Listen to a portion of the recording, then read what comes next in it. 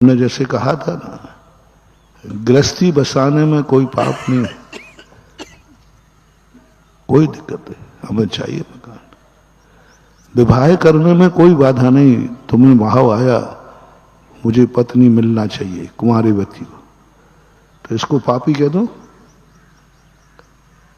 भाई बोलो भाई ललित। यदि किसी बच्चे ने और किसी माँ बाप ने ये भाव किया मेरे बेटे को शादी हो जाए, अच्छी पत्नी मिले, और लड़के ने भी भाव किया कि मुझे अच्छी पत्नी मिले, इतने कहने मात्र से पापी कह दो?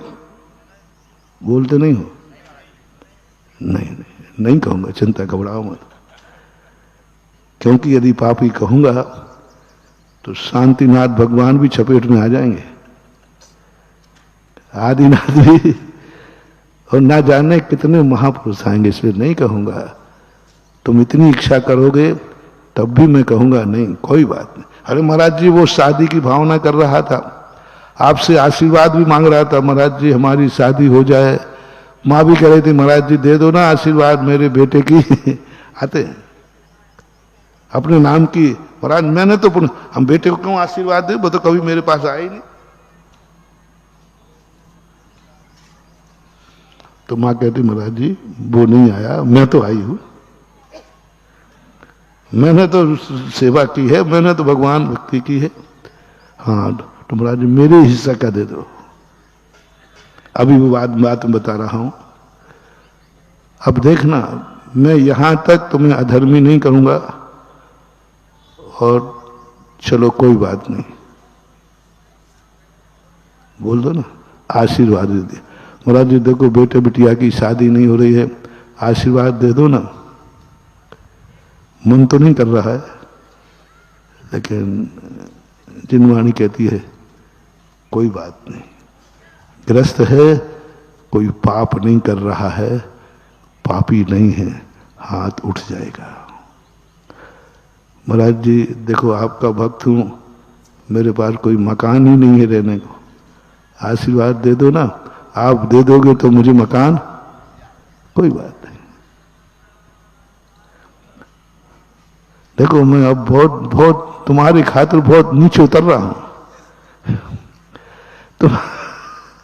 तुम्हारे खातिर कितने नीचे उतर रहा हूं। बस एक नियम ले लो, यहां तक भाव कर रहा है तो पापी नहीं है, लेकिन पराई स्त्री पर नियत खराब मत करना, ये महापाप है। बस इतना सा करना। कहां कहा, कितना महान है जैन दर्शन।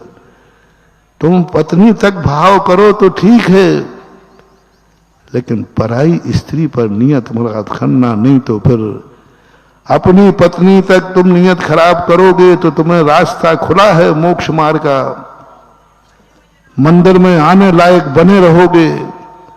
और पराई स्त्री पर नियत खराब थी तो चुन लो, दशहरा मैदान मिलेगा तुम्हारे लिए। बस इतना सा धर्म कहता है ग्रस्तों को,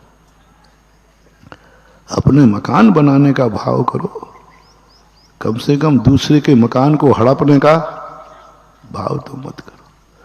अपनी कमाई करने का भाव करो, मेरी अच्छी कमाई हो, लेकिन दूसरे की कमाई को लूटने का भाव तुम खूब कमाओ। महाराज जी आशीर्वाद दो हमें खूब कमाई हो, हम अच्छा धंधा करें, खूब बढ़िया मेहनत करें, कोई बाधा नहीं, दे दूंगा।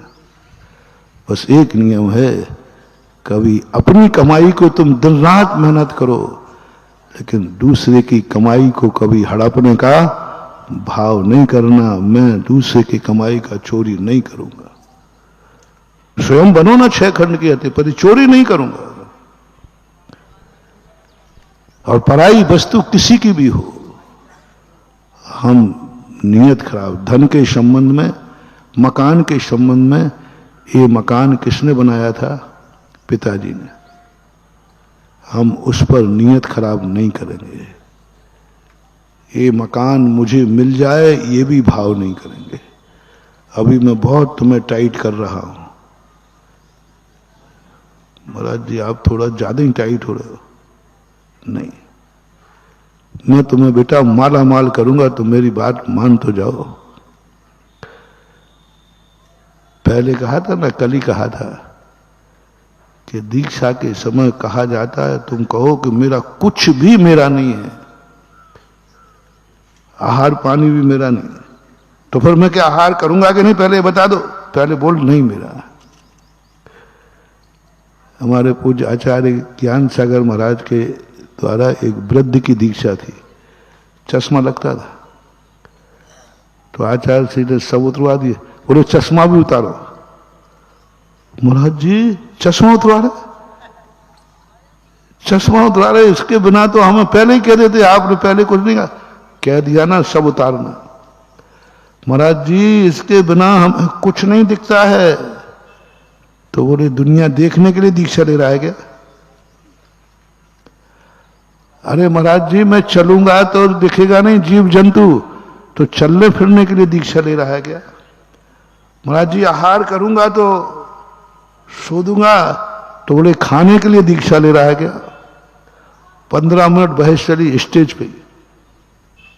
वो कहते महाराज जी सब उतरवा दियो, सब उतरा, सब कर लूंगा, जो कहो वो कर लूंगा, आप उपवास कहो तो उपवास कर लूंगा, लेकिन चश्मा मत छोड़ो। उसने 15 मिनट तक बहस चली स्टेज पे। महाराज जी देखो चश्मा मत छुड़ाओ, चश्मा मत छुड़ाओ, मर जाऊंगा, कुछ भी नहीं कर पाऊंगा, 4 कदम चलूंगा और एक्सीडेंट हो जाएगा, कुछ दिखता ही नहीं मुझे। आचार्य ने कहा ठीक है, दीक्षा कैंसिल की जाती है। अब कपड़े उतर चुके हैं, पब्लिक बैठी है, ठीक है दीक्षा कैंसिल की जाती है। अब वो घबरा, अरे महाराज जी दीक्षा उठा लो। कितनी कठिन परीक्षा है, लेकिन कहां विश्वास करना है। गुरु है, क्या मरने के लिए दीक्षा देगा? क्या भूखों मारेगा? मैं क्यों सोचूं ये मेरा क्या होगा? Take to order. यदि गुरु को मारना ही है तो मारेगा, उसी में हमारा हित है। कल कहा था परसों, गुरु ने यदि यही ठान लिया है कि मैं भूखों मरूंगा,